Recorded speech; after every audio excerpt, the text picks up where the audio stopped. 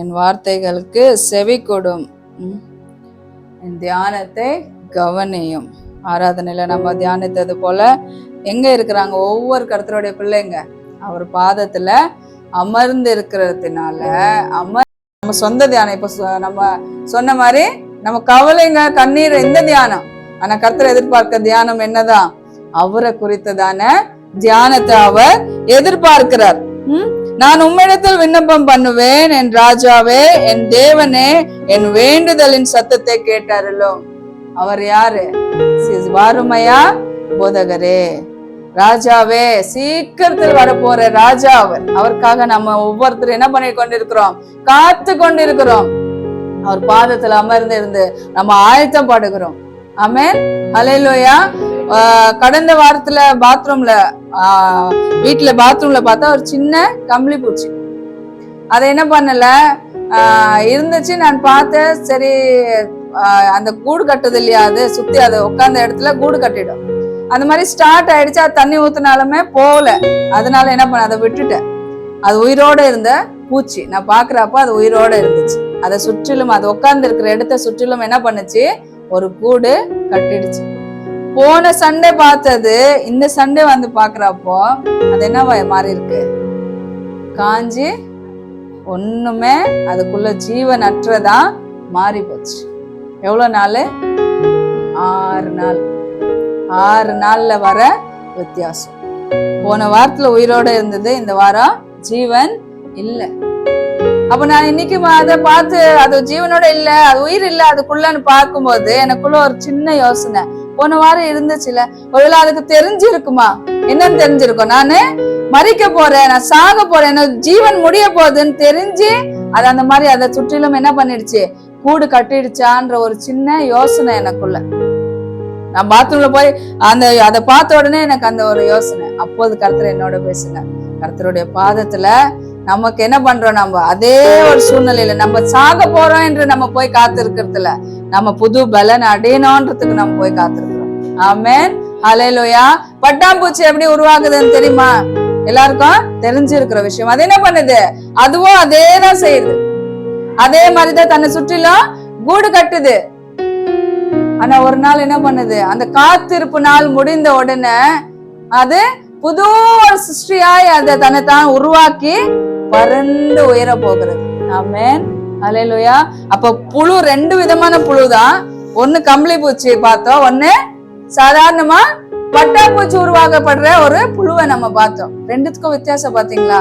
ஒன்னு தன் ஜீவனை விடுகிறது, ஒன்னு தன் ஜீவனை புதுப்பித்து கொள்ளுகிறது. ஆமென், ஹல்லேலூயா. கர்த்தரோட பிள்ளைகள் இந்த 2 வகையில எப்படியா இருக்கிறோம்? நம்ம எப்படி இருக்கிறோம்? புது பலன, பட்டாம்பூச்சிய போல புது பலன் அடைந்து புது ஒரு ரூபமே நம்ம என்ன பண்ணுகிறோம், அவருடைய சமூகத்துல உட்காரும் பொழுது நம்ம புதிய ஒரு சிருஷ்டியாய் நம்ம மாற போகிறோம். ஆமென். ஒவ்வொரு வாட்டி நம்ம மாறுகிறோம். எடுத்து வாசிக்கலாம். ஏசாயா 41வது அதிகாரம் 14வது வசனம் வாசிங்க.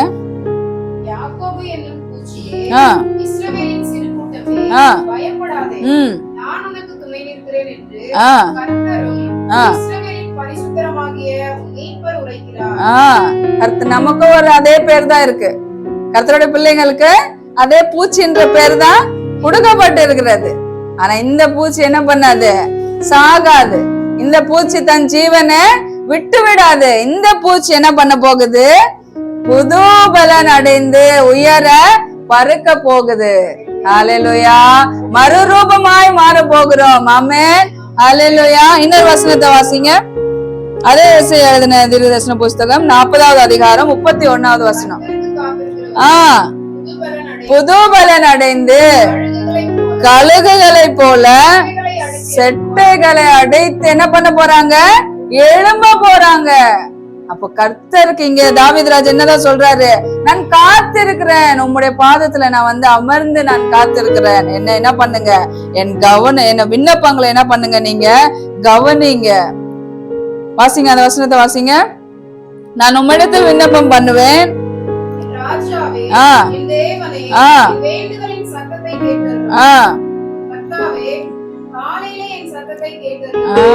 காலையில என்ன பண்றாங்க, ஒவ்வொரு கர்த்தரோட பிள்ளைகளுக்கு இந்த அனுபவம் கண்டிப்பா இருக்கணும்.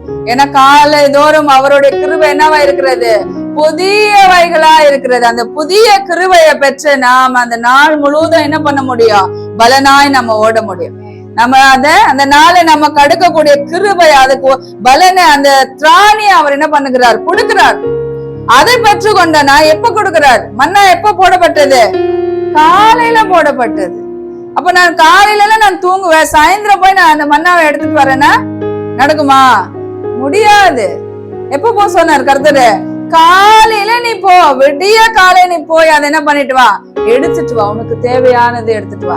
ஏராளமான ஆசீர்வாதங்கள், ஏராளமான கிருபை இருக்கிறது. என்ன பண்ணணும்? நம்ம போய் பெற்றுக்கொள்ளணும்.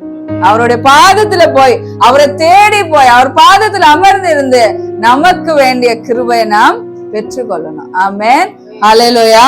அடுத்த வசனம் வாசிங்க.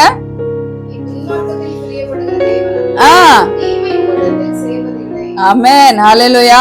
அவர் துர்மார்க்கத்தில் என்ன பண்றது இல்ல, அவர் பிரியப்பட மாட்டார். அவர் பிரியப்படுறது எல்லாம் யாருக்குள்ள? அவருடைய பிள்ளைகள், அவருடைய நாமத்தை தரித்த அவருடைய ஜனங்கள். ஆமென். என் நாமத்தை அவன் அறிந்திருக்கிறபடியால் அவன் என்ன பண்றேன்னு சொல்றாரு? உயர்ந்த அடைக்கலத்துல நான் வைப்பேன். ஏன் வைக்க போறாரு? அந்த நாமத்துக்கான ஆசீர்வாதம், அந்த நாமத்துல இருக்கிற ஒரு வல்லமை, அந்த நாமத்தை இருக்கக்கூடிய ஒரு கிருபை. அது யாருக்கு சொந்தம்? எனக்கு சொந்தம். எனக்கு சொந்தம் அந்த கிருபை. அந்த நாமத்தை நான் என்ன பண்ணிருக்கிறேன்? நம்பி இருக்கிறேன். பூலோகம் இந்த பூமிக்குரிய ஆசீர்வாதங்கள் இல்ல, எல்லா உன்னதமான ஆசீர்வாதங்களுக்கும் நான் தான் அதற்கு பாத்திருவான். நான் அதுக்கு தகுதி உள்ளவன். எப்போ? அவருடைய நாமத்தை நாம் நம்பும் பொழுது, அவருடைய நாமத்தை நாம் பிடித்து கொள்ளும் பொழுது. ஹல்லேலூயா. ஏனென்றால் அவர் துர்மார்க்கத்தில் என்ன பண்றது இல்ல, பிரியப்படுகிறது இல்ல. அவர் நீதிமானில் பிரியப்படுகிறார். அவருடைய வழிகளை நடக்கிறவர்கள் இடத்துல அவர் பிரியப்படுகிறார். ஹல்லேலூயா. அடுத்த வசனம் வாசிங்க.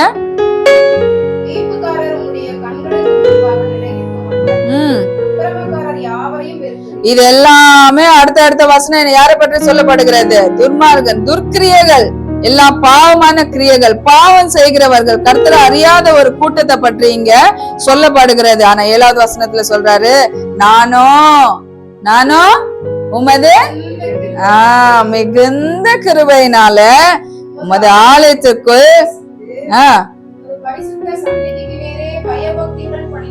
பயபக்தியுடன் பணிந்து கொள்வேன். கடமைக்கு போக கூடாது, கடமைக்கு ஆலயத்துக்கு போக கூடாது, கடமைக்கு ஜெபம் பண்ணக்கூடாது, கடமைக்கு அவர் பாதத்துல போய் நான் அமர்ந்திருக்கிறேன், நான் ஓய்ந்திருக்கிறேன், நான் தியானமா இருக்கிறேன் என்று சொல்லக்கூடாது. கருத்துடன். எப்படி செய்யணும்? கருத்துடன் செய்யணும், காரணத்துடன் செய்யணும். நான் போறேன்னு நான் பெற்றுக்கொண்டு நான் வருவேன் என்ற தைரியத்தோட கூட, நம்பிக்கையோட கூட அவருடைய சமூகத்துக்கு போய் நாம அமர்ந்து இருக்கிறவர்களா நாம இருக்க வேண்டும் என்றுதான் அவர் நம்ம இடத்துல எதிர்பார்க்கிறார், நம்ம இடத்துல அவர் விரும்புகிறார். ஹல்லேலூயா, ஹல்லேலூயா. 8வது வசனத்தை சொல்றாரு, கர்த்தாவே என் சத்துருக்களை நிமித்தம் என்னை உம்முடைய நீதியிலே நடத்தி எனக்கு முன்பாக உம்முடைய வழியை சேவைப்படுத்தும். ஒரு கிறிஸ்தவ கர்த்தருடைய பிள்ளை செய்ய வேண்டிய, காலை தோறும் செய்ய வேண்டிய ஜெபம் தான் இங்க எழுதப்பட்டிருக்கு. துர்மார்கனை பற்றி இல்ல, கர்த்தருடைய பிள்ளைகளை பற்றி சொல்லப்பட்ட ஒவ்வொரு வசனங்கள். காலையில நம்ம வழிகளை நம்ம ஒப்பு கொடுக்கும் பொழுது நாள்தோறும் அவர் என்ன பண்ணுவார்? நம்மள நீதியின் வழியில நம்மள அவர் நடத்துவார். ஆமென், ஹல்லேலூயா. நீதியின் வழிகளை எனக்கு என்ன படுத்துங்க? செவ்வாய்ப்படுத்துங்க. கொருடா காலையில பாடணும், பள்ளங்கள் எல்லாம் நிரம்பிட வேணும், கருடானது சமமாகும்.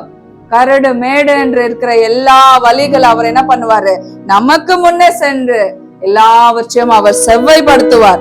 ஹல்லேலூயா, ஹல்லேலூயா. கடைசி வசனத்தை வாசிக்கலாம்.